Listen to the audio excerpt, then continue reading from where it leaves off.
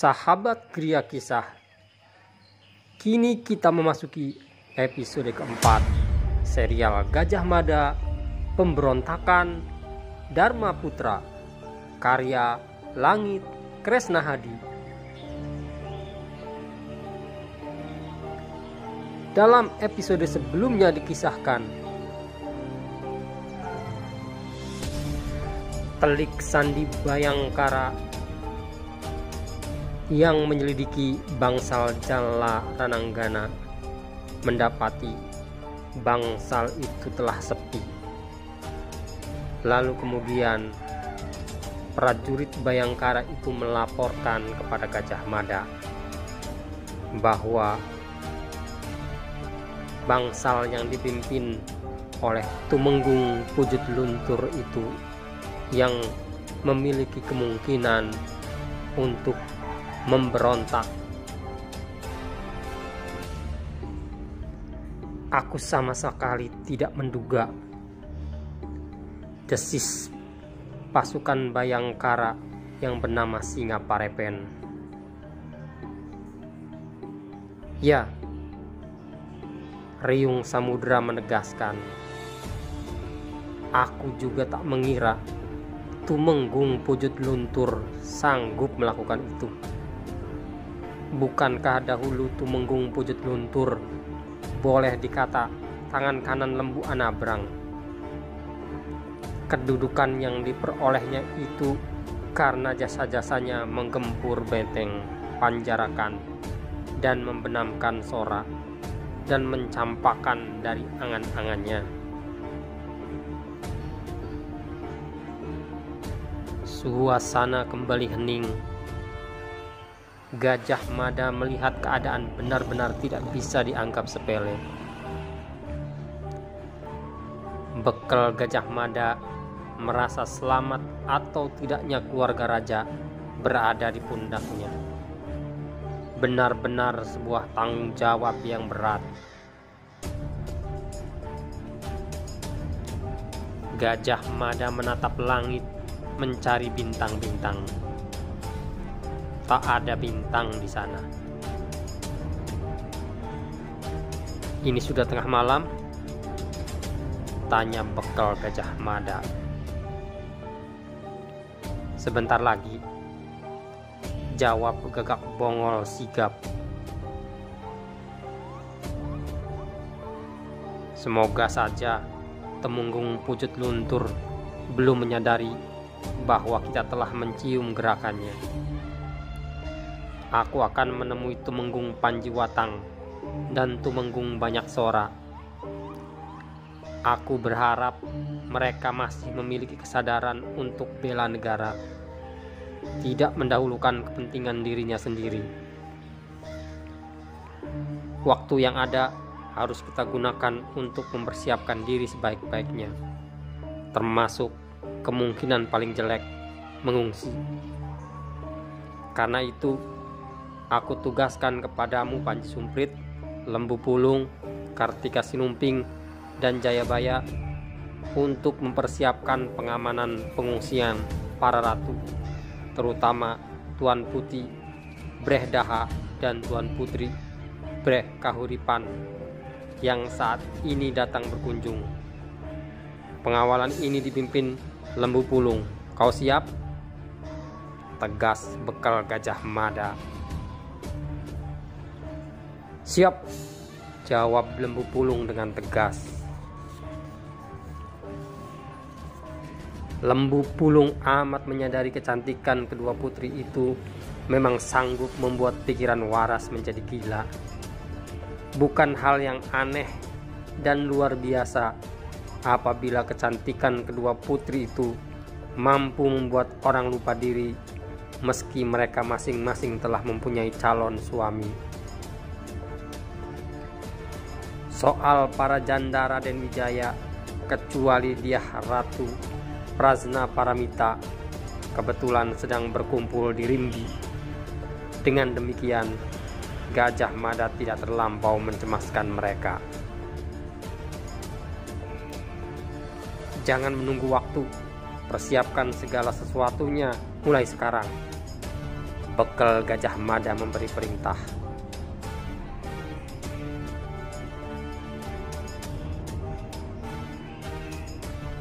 Segera terjadi kesibukan yang luar biasa di halaman tata kerambat Balai Menguntur Istana Majapahit. Dengan cermat, Gajah Mada mengatur persiapan-persiapan untuk membendung banjir bandang yang akan terjadi. Akan tetapi, sejauh itu Bekal Gajah Mada belum menugasi seorang untuk membangunkan Prabu Jayanegara sebelum mendapat jawaban yang pasti atas gerakan-gerakan yang mencurigakan yang dilakukan oleh pasukan Jalarananggana di bawah pimpinan Tumenggung Pujut Luntur itu. Gajah Mada yang tidak ingin kehilangan lacak atas gerakan apapun yang terjadi di bangsal kesatrian pasukan Jalarananggana menempatkan 3 orang telik sandi untuk segera menemukan tempat pasukan Jalarananggana berada setelah jelas-jelas tidak berada di bangsal kesatriannya. Sejenak kemudian berderap 2 ekor kuda membelah malam. Bekal Gajah Mada ditemani Gagak Bongol menuju bangsal pasukan Jalapati.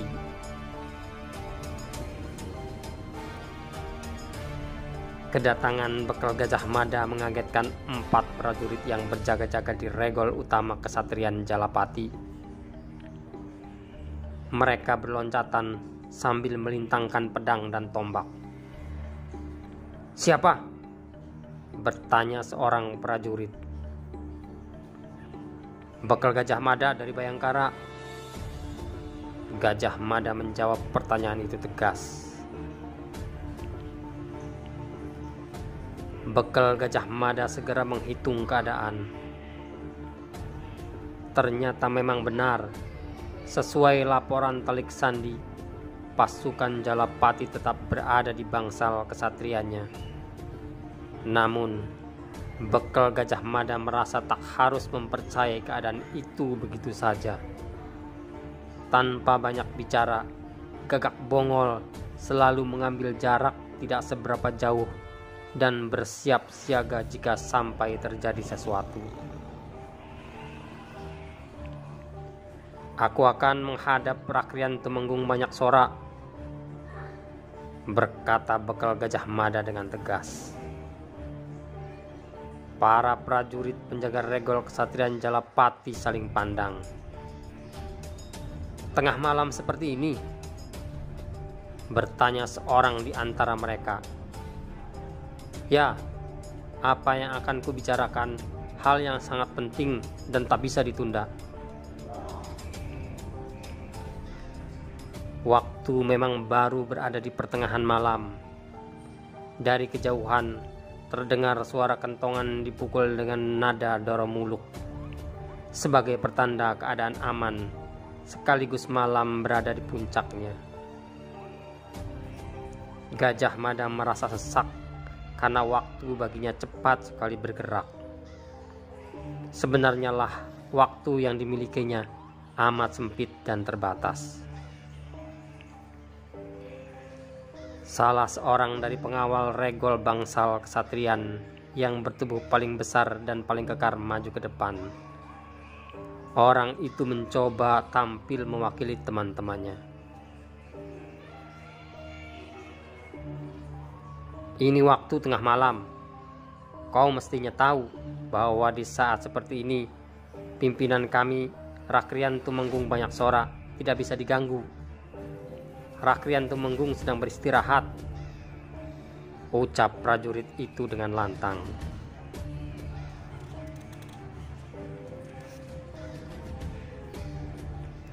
Bekal Gajah Mada menjadi jengkel. Dalam tatanan keprajuritan antara lain disebut bahwa prajurit harus siap siaga setiap saat dan siap menjalankan perintah meski tengah malam sekalipun, apalagi jika negara berada dalam keadaan bahaya. Bekal Gajah Mada yang merasa kecewa itu tidak mau bertele-tele. Waktu yang ada amat sempit untuk membual dan diboroskan dengan pembicaraan segala macam omong kosong. Bekal Gajah Mada segera mengangkat lencana Mahapatih, diacungkan kepada segenap prajurit itu. Aku tidak punya waktu banyak. Aku harus berbicara dengan Rakrian Banyak Sora sekarang juga, ucap Bekal Gajah Mada dengan tegas. Rontok nyali prajurit bertubuh tinggi besar itu setelah melihat lencana yang diacungkan Bekal Gajah Mada. Prajurit itu ternyata sadar bahwa pemegang lencana itu tak ubahnya Mahapatih sendiri. Akhirnya, dengan bergegas mereka mempersilahkan Bekal Gajah Mada menunggu. Seorang prajurit berlari-lari menuju bangunan paling besar yang terletak di bagian paling depan dari bangsal kesatrian itu. Tidak berapa lama kemudian prajurit itu telah kembali mengiringkan Tumenggung Banyak Sora.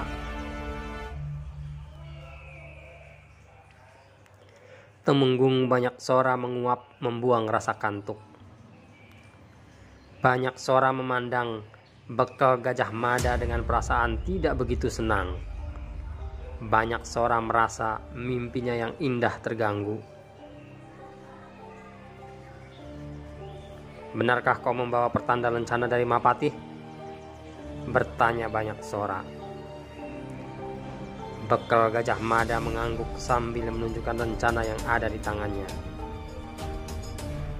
Dengan cara bagaimana kau dapat lencana itu? Kembali Banyak Sora bertanya. Bekal Gajah Mada kurang senang pada pertanyaan itu. Sebaliknya, Gagak Bongol yang berada tidak jauh darinya berada dalam kesiagaan tertinggi. Tangan kanannya tetap melekat di gagang pedang. Gagak Bongol telah sampai pada sebuah simpulan. Jika ternyata Banyak Sora terlibat dalam rencana makar dan kemudian menjebak Bekal Gajah Mada, ia akan mengamuk sejadi-jadinya. Serangan dadakan yang dilakukannya diharapkan mampu membenamkan Tumenggung Banyak Sora ke pintu gerbang kematian. Mohon maaf, Rakrian Tumenggung. Apakah aku diizinkan menyambungkan pertanyaan itu kepada Mahapatih Tadah bila nanti aku telah kembali menghadap kepadanya? Balas Gajah Mada. Merah padam wajah Banyak Sora yang hanya bisa mengumpat dalam hati. Meski yang ada di hadapannya hanya seorang prajurit berpangkat bekal, ia memiliki otak dan tidak mau diremehkan. Gajah Mada segera mencairkan keadaan. Meski aku memegang lencana ini, aku perlu minta maaf karena telah mengganggu istirahat Rakrian Tumenggung, ucap Bekal Gajah Mada. Rakrian Tumenggung Banyak Sora termangu.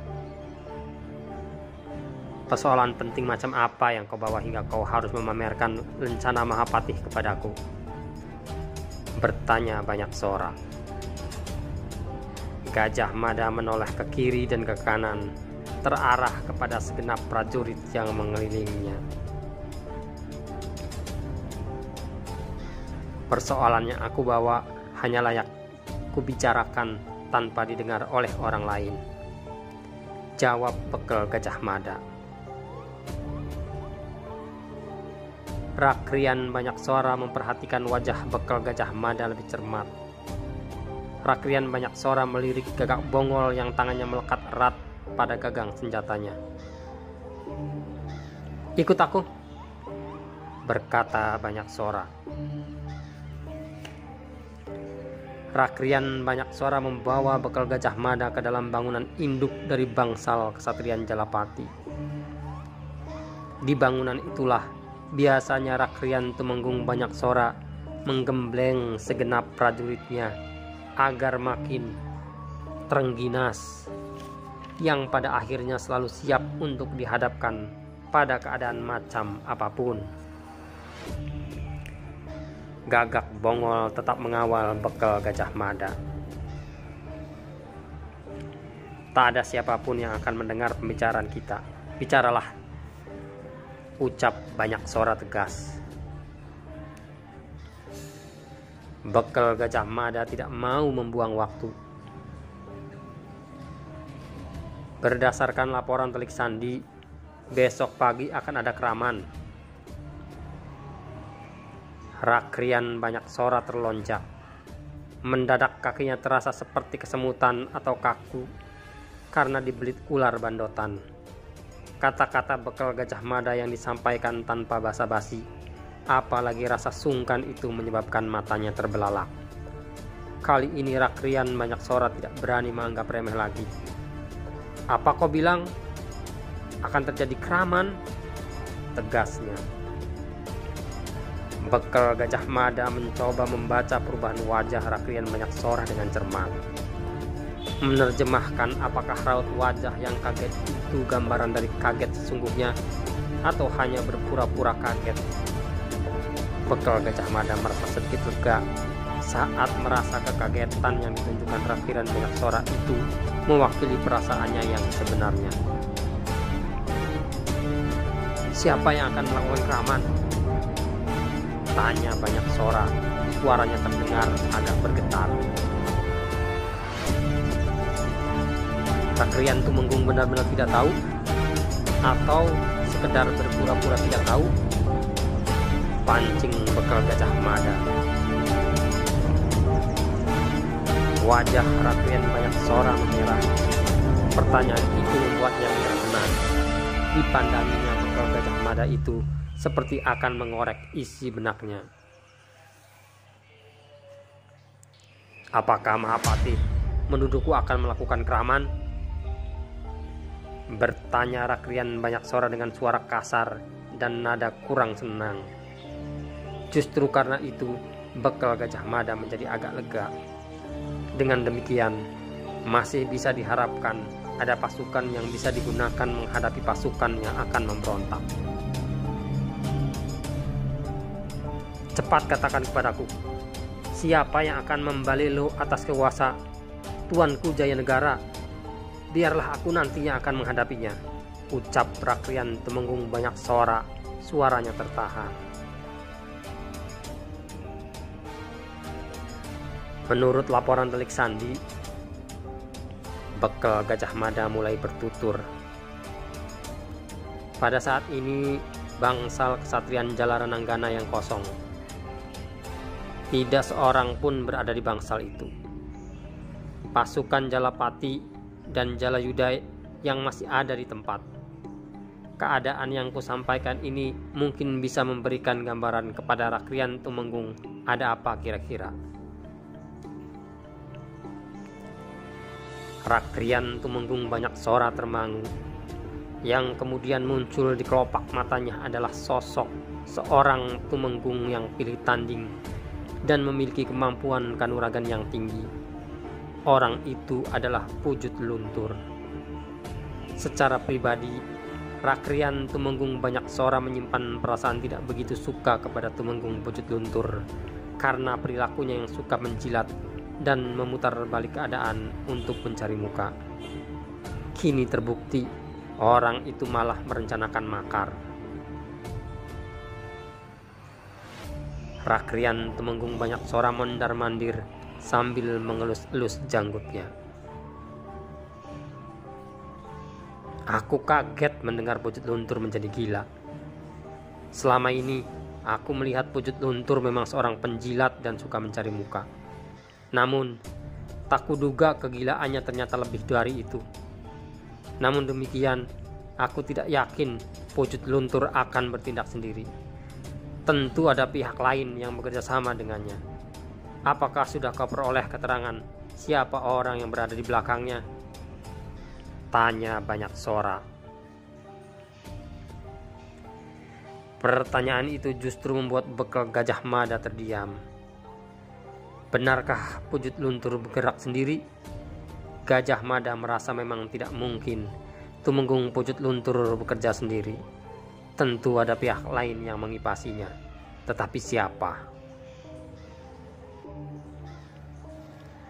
Telik Sandi akan segera mendapatkan jawabnya, jawab Bekal Gajah Mada dengan tegas. Mewakili Mahapati Aryatadah, aku ingin mendapat kepastian jawaban. Bagaimana sikap pasukan Jalapati setelah mengetahui keadaan seperti ini? Pandangan Rakrian Temenggung Banyaksora lurus tertuju pada manik mata Bekal Gajah Mada. Akan aku siapkan pasukanku untuk membentengi istana, jawab Rakrian Banyaksora tegas. Tidak sampai mendekati datangnya pagi, pasukanku telah pasang gelar. Bekal Gajah Mada lega. Setidak-tidaknya bisa diharapkan banjir bandang yang akan terjadi itu bisa diredam. Bekal Gajah Mada segera minta diri. Sejenak kemudian, 2 ekor kuda yang ditunggangi Bekal Gajah Mada dan Gagak Bongol kembali berderap meninggalkan bangsal kesatrian Jalapati. Gajah Mada merasa harus berburu waktu supaya segera sampai di bangsal Jalayuda untuk menemui pimpinan pasukan itu dan mempertegas sikapnya.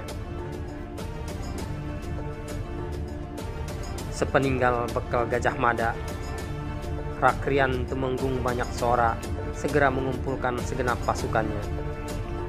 Banyaksora tidak menggunakan isyarat kentongan untuk memanggil para senopati bawahannya, tetapi melalui utusan yang menghubungi mereka satu persatu.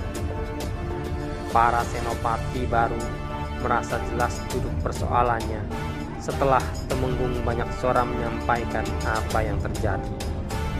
Sejenak kemudian terjadilah kesibukan yang luar biasa di bangsal kesatrian Jalapati. Dalam perjalanan, Gagak Bongol tidak bisa menyimpan kecemasannya. Apakah kau mempercayai Rakrian Temenggung Banyaksora? Bekal Gajah Mada memperlambat laju kudanya. Kabut tebal menjadi masalah bagi pandangan matanya, tapi tidak bagi kuda-kuda yang sudah amat terlatih itu. Kau menduga Rakrian Temenggung Banyaksora hanya berpura-pura kaget? Bertanya Bekal Gajah Mada. Kalau ternyata pasukan Jalapati justru bersekongkol dengan pasukan Jalarananggana, yang terjadi kau justru telah mengundang bahaya ke halaman istana Majapahit, lanjut Gagak Bongol. Kemungkinan itu kecil. Jika Rakrian Temenggung Banyaksora terlibat dalam rencana pemberontakan ini, kita berdua tidak akan keluar dengan selamat dari bangsalnya, jawab Gajah Mada. Dalam hati, Gagak Bongol membenarkan jawaban itu.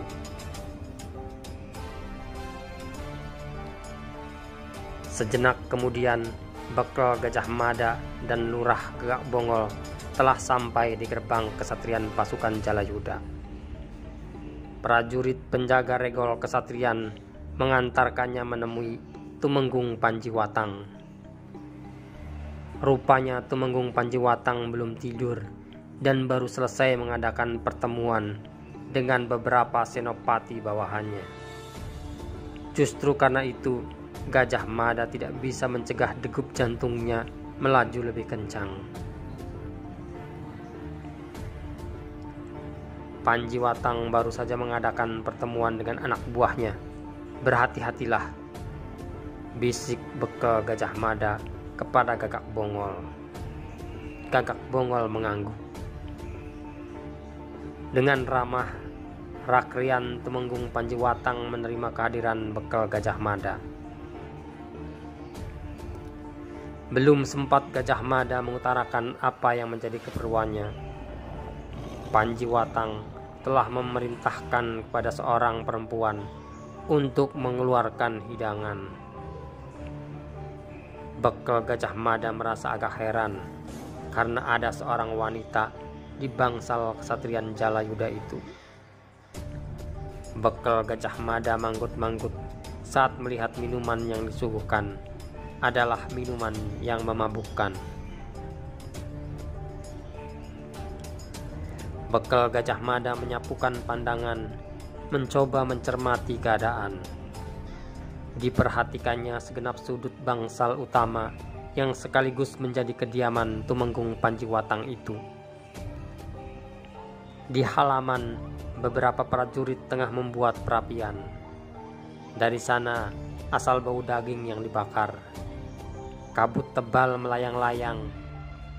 Bekal Gajah Mada mengalami kesulitan untuk memperhatikan jarak yang lebih jauh lagi.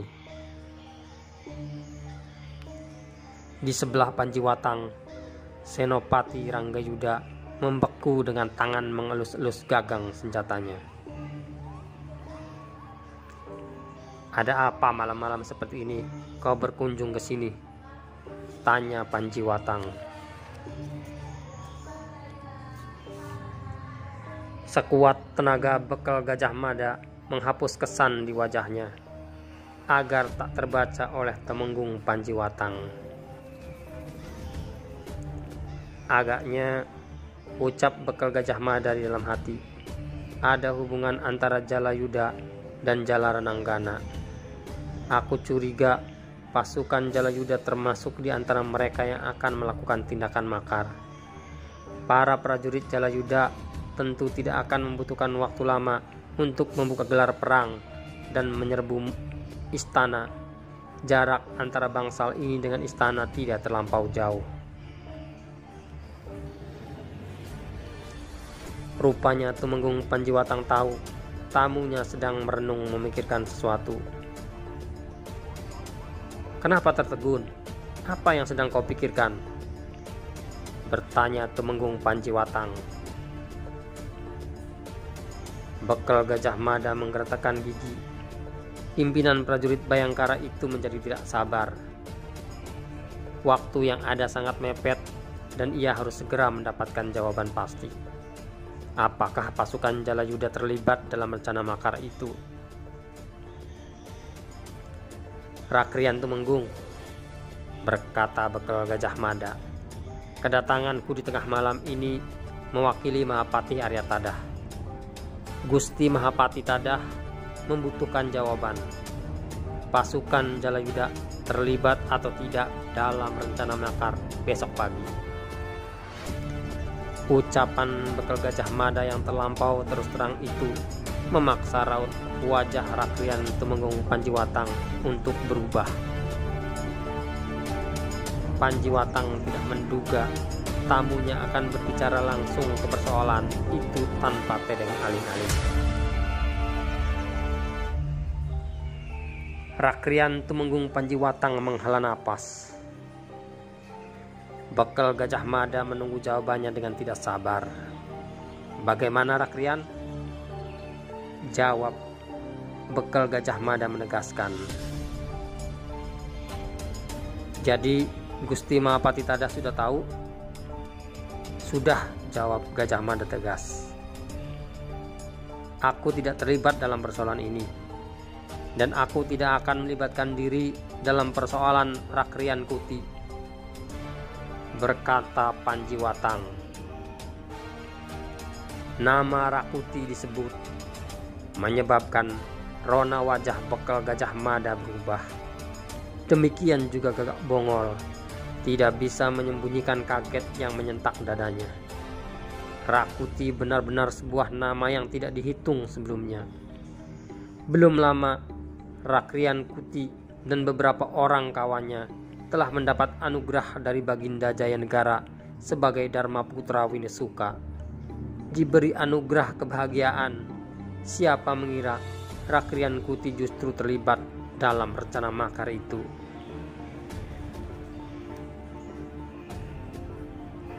Apakah masih ada pihak lain lagi yang terlibat?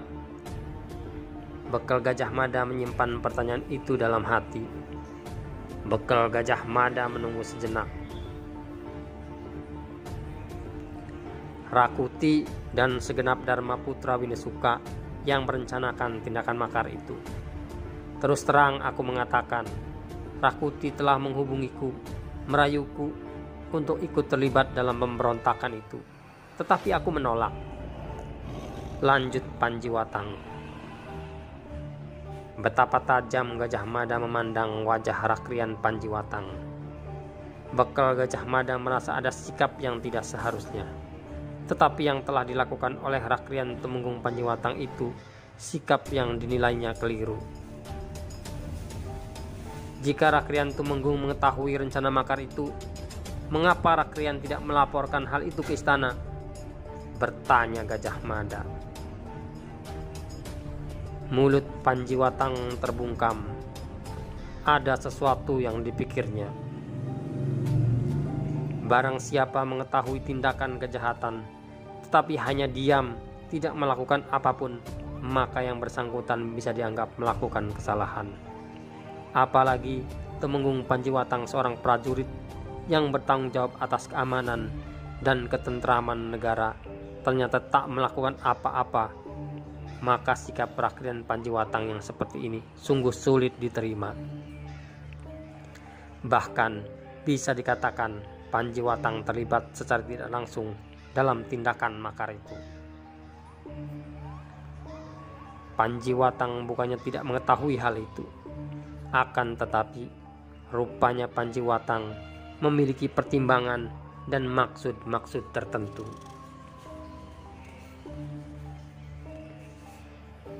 Mendapat pertanyaan itu, Panjiwatang hanya tersenyum. Aku menganggap apa yang terjadi besok bukanlah urusanku.